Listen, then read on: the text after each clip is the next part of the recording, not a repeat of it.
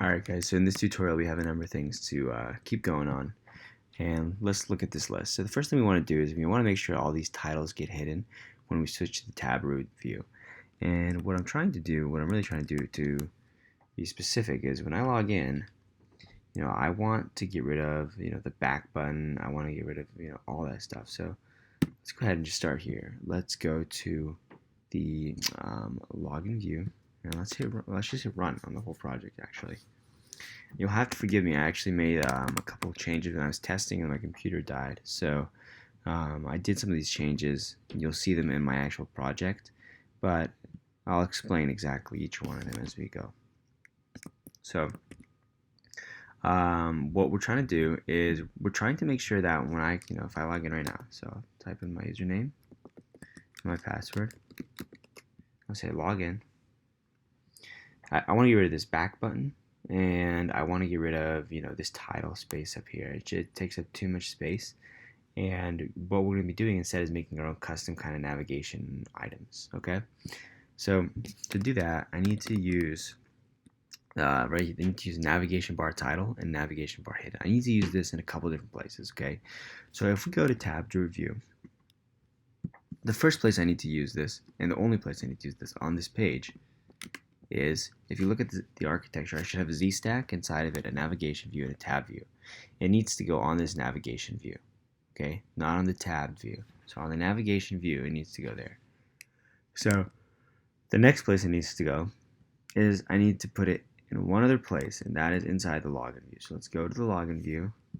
Okay, the login view in this case is a navigation view with a Z stack inside, and I need to put it in specifically, if you look here, so you got a Z stack, and then inside the Z stack is a linear gradient and a V stack. Okay, it needs to go on the outside of the Z stack. So I'm going to copy that, and what you should see is that it needs to go right here. Okay, so you can kind of see where you are by going back and forth on this Z stack. It needs to go on the Z stack. Okay. That's the only place it needs to go. Any other place we put it, you need to get rid of, okay? Sorry, I would have done that with you guys with the laptop, And then once that happens, all the undo history gets removed. So that should take care of that. Let's save it and run it, okay? Alright. The next thing we're going to do is we're going to set the foreground color on the login page. So we did that for one field, and you'll understand what I'm talking about in a minute. Do you see how this is white and this is black? We don't want that. So we log in, and now we're good to go. Okay. So we no longer have that button space up there, and we'll keep it in the future. Okay. So we just didn't want to be able to go back or realistically even keep any piece of navigation, anything up here after we've logged in. So what we need to do now, we'll go to this VStack, and inside the VStack we're going to find the username. And we're going to get rid of this foreground color white. Alright, because what we can actually do instead, so we want to keep the foreground color white. Actually, we can probably honestly get rid of all of them actually. So if I do that and I get rid of that, I get rid of all these foreground colors white. I cut the first one so I can use it again.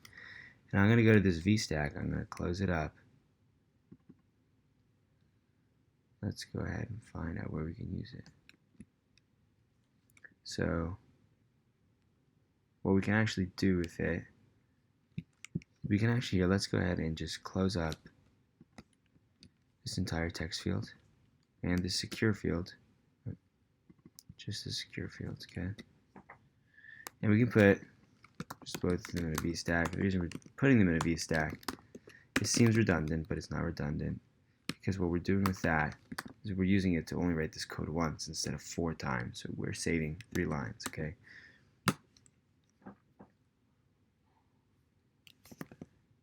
Now we run it, everything should be white on those texts, which is just a little better aesthetically with such a dark background. So CG potato. There you go. 1 line of code instead of 3. Alright. The next thing we'll do is we'll set the padding on the login button. We did not have that there. Alright, we'll put it after the corner radius. Okay. We'll run it, and while it runs, we'll take a peek here. We want to remove the view stack from the tab views. What I'm referring to is actually someone in the comments pointed this out to me. Okay, so I kind of went ahead and did it, and we'll take a look at what that is. By default, you used to have a V stack. So first we'll do this. As you can see, we fixed this right here. CG potato login. This should also honestly be white. It doesn't look good like that. So previously, we used to have VStacks to create this view here, but we don't need that anymore in the newer updates. So I'm gonna get rid of that VStack. It's kind of default. So VStack. This is inside of tab drew view. Okay. Save it. All right, we'll go to this login view one more time. Okay. And I guess realistically, we could actually might actually be able to get rid of this, and minimal redundancy. And that VStack that we created with the foreground, and then when we had written foreground color white, I can actually likely just put it on the entire outside of this whole VStack. Let's just do that and see what it looks like. Make sure we didn't affect anything extra. Okay. Here we go. Go to CG. So yeah, we got this login, looks good. Everything looks better this way, so we'll just go ahead and stick with it. Got rid of that extra VStack we wrote. Now login. Now everything looks good aesthetically. Okay, so we have now finished up through item number 4. So the next thing we're going to do is we're going to set up user defaults. And user defaults is definitely something that gets carried on every single time that you run this app. And what we're going to be using it for is we're going to use it to store. This is commonly used to store settings. When the user logs in and says, I'm gonna only use notifications for the following things, and you can store maybe all those notification settings or their last login for the username or the password. So what I'm gonna do is I'm gonna create two functions that use user defaults, and user defaults will allow us to store their login if they said remember me. So I guess first thing we should do is we should create a remember me box. So let's go ahead and look. Yeah, I'm not gonna lie, I didn't create this this kind of box in advance, so we're kind of going at this one together. All right.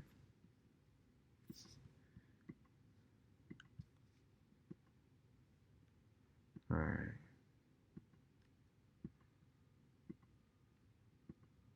So we can get to. That's okay. We'll go ahead and worry about the box later. Let's just go ahead and set up the user defaults for now. So this function here, save user defaults, has a few different pieces. We're going to create this function together. So I'm going to create a new file, new. And I'm going to create a Swift file. Okay. I'm going to call this helper funcs. Okay. And these are just extra functions I want to be able to access from a few different places. So this function right here, we're going to call this save user defaults. Okay. And what I want to do is, I'm going to go ahead and just import these in case I need them later. SwiftUI. Okay. And what I want to do is I want to store an array. Actually, I don't need this array anymore at all. I just want to store a dictionary here of all the data that I want to save, locally. So when this phone gets when it crashes, when it gets killed, it'll already be saved. So I'm going to create something new called my data dictionary. This is a little snippet of code from actually an old app. I modified it for this app. This was for kind of like a Spotify sharing application. If that sounds like something you're interested in, there's a tutorial for that on my page. String any. Okay, and we want it to be optional, this any, so it's going to be equal to. And let's go ahead and construct it. So we're going to call it last. We're going to have 2 pieces inside. Okay. First one will be last login username. And that will be equal to, let's see if we can go over here. Actually, what we should probably do is we should probably make this, if we go up to our global environment, we should probably make this an extension of global environment. So what I'll do is I'm going to go to where we had helper funcs. Bring that out here. Okay, I'm going to make this an extension global. Get this global environment.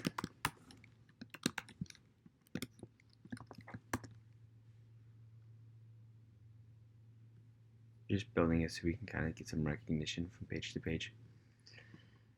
Okay, and so what we'll have is if we go look at this current user, we want to be able to pull from current user. We'll say current user dot username. So if we look here, we're looking for this. We're trying to get this. So we'll save it. We'll run it. See what happens.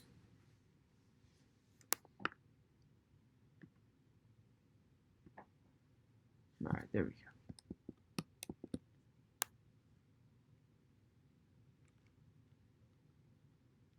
Let's see what we get. Sorry, that should just say that. That's my bad. That's a syntax issue. So that error was saying, you know, I accidentally had an array of dictionaries. So instead what I want is I just want to have, let's get rid of that. So now I should be able to run that, and that should work out nicely. So you won't see any visual change, but we know we got the structure of everything here correct. So when you run this function, it's going to create a data dictionary, and that data dictionary is going to have one item with a key of last login username and a value of current user.username. So the next one I wanted to include is the password. Okay, this is the most simple form of saving who is last logged in. Okay, so we'll hit save.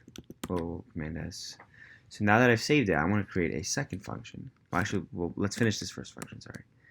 So the next part of this function is we need to instantiate, you know, like an one user defaults session here, and then we're going to archive that data. And so what we're going to have is, let's grab this first line. We'll say let user defaults is going to be equal to, and we'll use user defaults standard. Okay, and from there, what we need to do is we need to create the data that's going to be stored inside of this user defaults. Okay, so session data, I'm going to call it session data. It's going to be equal to this ns keyed. You know, and I always have this issue where let's try this, where autocomplete doesn't like to work too well. Show that out again one more time. And if we keep running into this this issue, I'm just gonna go ahead and kill this and just restart it. Always a bit of an issue I have whenever I create new files or change the hierarchy. So I'm just gonna reopen that. And that issue, actually, I feel like, in my opinion, has gotten a little worse with the new update, but I'm sure it's a matter of bugs and, you know, fixing them with every release. So there we go. That's a little better. We're in the same boat. So, you know, what we can do, we can construct somewhere else and bring it in. So let's just create a new function here. Name it whatever, and we'll drag it back out over there. Okay. I'm going to grab all this information here. I'm going to go over to where I was constructing it. I chose to do this all in login view. I'm not going to worry about that for now. And so it's going to make it use something. So we'll go ahead and do we should have the global environment in here. So just to get rid of this error, I'm going to write env dot. And I can write an env or environment because I had actually already in this specific view, in login view, I had already created an instance of this global environment, okay, or the environment object. So in this, while I'm in login view for now, I'm going to write env.currentuser.username and env.currentuser.password. But when I go back, I'm going to get rid of this env dot because we're actually writing a function in the extension of global environment itself. Okay, or the global the environment. So we'll continue on. So we'll say let user default equals user defaults.standard. And from there, we'll say let session data is going to be equal to the ns_key_archiver, and we want to archive data with root object. So archive data with root object, and the object we're looking for is going to be the data dictionary that we just created. Data dictionary. And we do not need a secure coding for now, All right, and now that this is set to false, requires secure coding. It's going to tell us that right here. It's going to say call can throw, but it's not marked with a try, and the error is not handled. So if you're coming from UI kit, we didn't have to do any of this do, try, catch stuff, or this error handling. So the update for that is right here. So what it looks like is we need to use this. So we're going to say do. Let's comment that out for a second. Do, and then there'll be a piece. There'll be a catch. Okay, and catch is kind of what happens when it goes wrong, and do is what we're trying to do. So it almost reminds me of like an if let else style. So I'm gonna write catch, and the catch I'm gonna just write a print. We'll write couldn't write file, and then the do I'll put. We'll go back and grab this let. Okay. But there's one more piece, and you need to add try. So that's kind of like the question mark of optional. It's almost like the analog. So we're trying to set session data equal to the following, and the next part is here. Is if that works, then we need to try saving that data.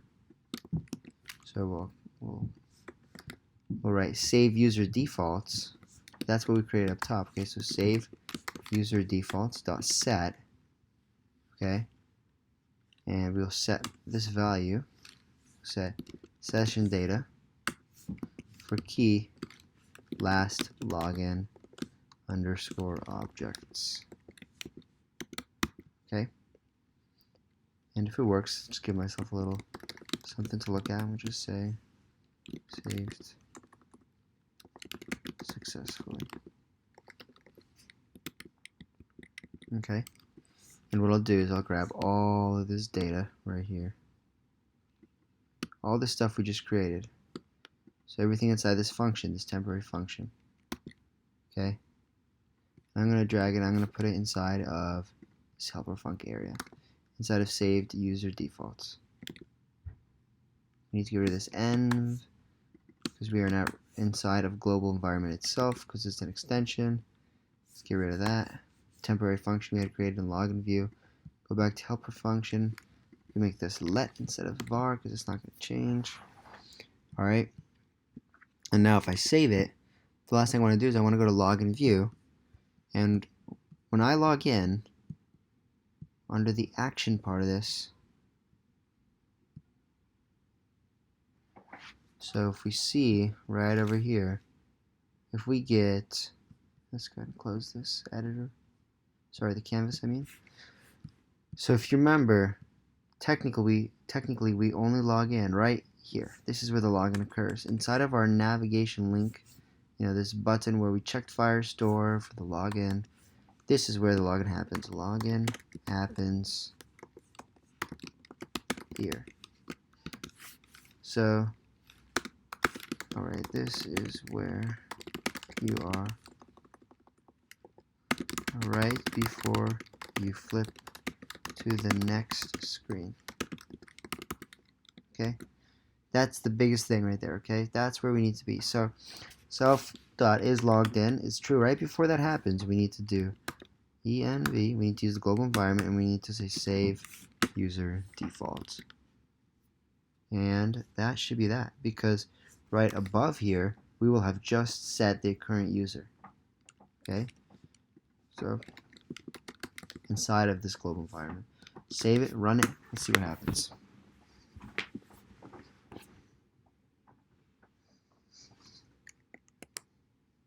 Alright, let's keep an eye on this console down here. Okay,